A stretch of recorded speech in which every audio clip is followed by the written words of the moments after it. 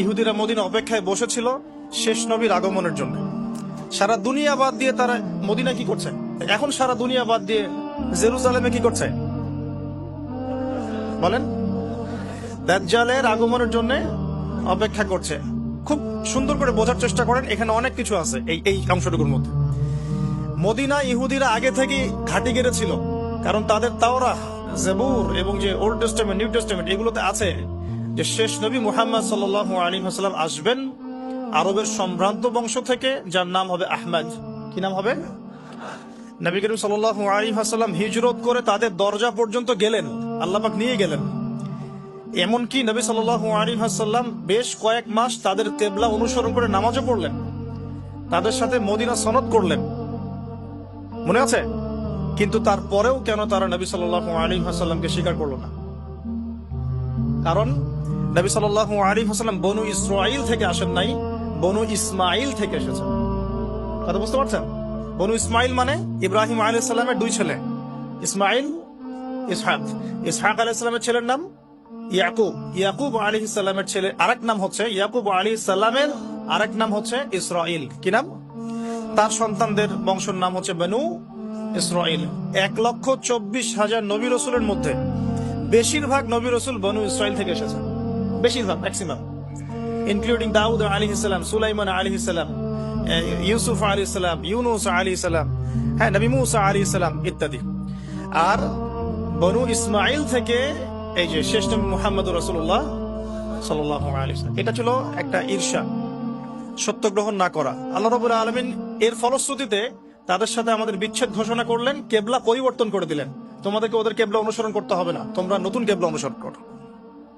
আর এখন সারা মুসলিম বিশ্বের মুসলমান ওদের কেবলা অনুসরণ করছে। কোন কেবলা? আদর্শিক কেবলা।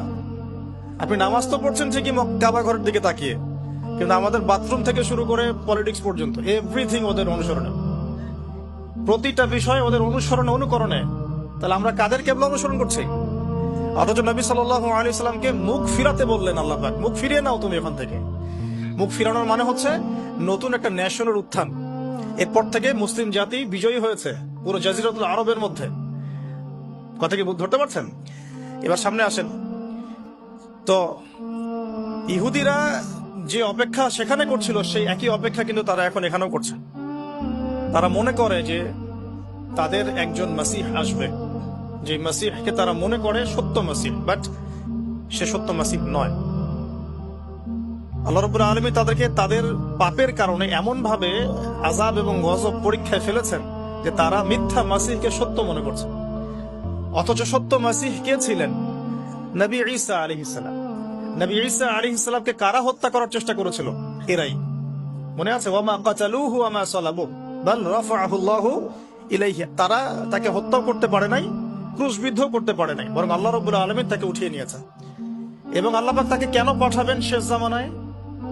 বিকজ দুটো দায়িত্ব। এক, তার হাতে আল্লাহ রাব্বুল আলামিন মিথ্যা মাসিহের হত্যা লিখে রেখেছেন, আলহামদুলিল্লাহ। এমনকি হাদিসের পাতায় স্পেসিফিকলি লেখা আছে যে বাবেলুদ নামক জায়গায় দাজ্জালকে হত্যা করা হবে ইনশাআল্লাহ। কোন জায়গা? Go and search your Google, এখন দেখেন আপনি বাবেলুদে কি আছে ওদের। এটা আমি বলে দিচ্ছি না, টাচ করলাম। বাবেলুদে ওদের কি আছে দেখুন। বাবেলুদ কোন জায়গা, কি করছে ওখানে তারা। আর আরেকটা মিশন হচ্ছে তার, ঈসা আলাইহিস সালাম শেষ জামানে এসে 40 ইয়ার্স, 40 বছর সারা দুনিয়ায় আবারও সে ইসলামী খেলাফা কায়েম করবেন ইনশাআল্লাহ। যেটা উমর রাদিয়াল্লাহু আনহুর যুগে ছিল, আবু বকর সিদ্দিকের যুগে ছিল, উসমান আলী রাদিয়াল্লাহু আনহুম তাদের যুগে ছিল। এখন আসুন, নবী সাল্লাল্লাহু আলাইহি ওয়াসাল্লাম মদিনায় হিজরত করলেন, আর হিজরতের আজকে হচ্ছে 1445 বছর। কত বছর? এই যে আমি যখন লেকচার দিচ্ছি, নবী সাল্লাল্লাহু আলাইহি ওয়াসাল্লামের হিজরতের 1445 বছর পরে। সুবহানাল্লাহ। এতদিন পরে এই দিন যে সারা দুনিয়ার আনাচে কানাচে ছড়িয়ে গেছে, এটাই তো প্রমাণ করে ইসলাম একটা সার্বজনীন জীবন ব্যবস্থা। এই যে মালয়েশিয়াতে কি নবী সাল্লাল্লাহু আলাইহি ওয়াসাল্লাম পায়ে হেঁটে এসে দাওয়াত দিয়ে গেছেন? এখানে লক্ষ লক্ষ কোটি কোটি মানুষ মুসলিম, আল্লাহু আকবার।